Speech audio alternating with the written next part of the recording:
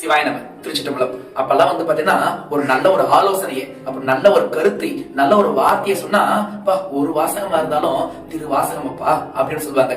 ஆமாங்க, திருவாசகம் பாத்தீங்கன்னா கல்லையே கரைக்கக்கூடியது. உள்ள ஈசன் எப்படி இருக்காரு? கருங்கல்லா இருக்கிறாருங்க. அப்போ அந்த கல்லை, அந்த ஈசனையே கரைக்கக்கூடியதுன்னா திருவாசகங்க. திருவாசகம் எப்படி? தேன் போன்று இனிமையானதுங்க. அதாவது மனிதன் சொல்ல இறைவனே எழுதியது திருவாசகம். ஆமாங்க, நம்ம எம்பிரான் மணிவாசக பெருமான் சொல்ல அகில உலகத்தை படைச்ச ஈசனே எழுதியதுங்க திருவாசகம். அதனாலதான் பல ஞானியர்கள் திருவாசகத்தை போற்றுறாங்க.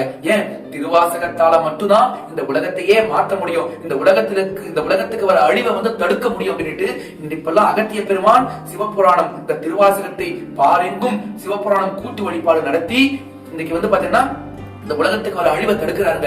அப்போ இல்லந்தோறும் அனைவரும் இந்த நாடகத்தை எல்லாம் பார்க்கறத தவிர்த்துட்டு திருவாசகத்தை பாடணும். எனக்கு திருவாசகத்தை பாட தெரியலன்னா நீங்க என்ன பண்ணலாம்? செல்போன்ல யூடியூப்ல வச்சு திருவாசகத்தை கேட்டு அப்போ அதுபடி நீங்க பாடுங்க. திருவாசகத்தை பாடனா நீங்களும் நல்லா இருக்கலாம், உங்க சந்ததிகளும் நல்லா இருக்குங்க. சிவாய நம. திருச்சிற்றம்பலம்.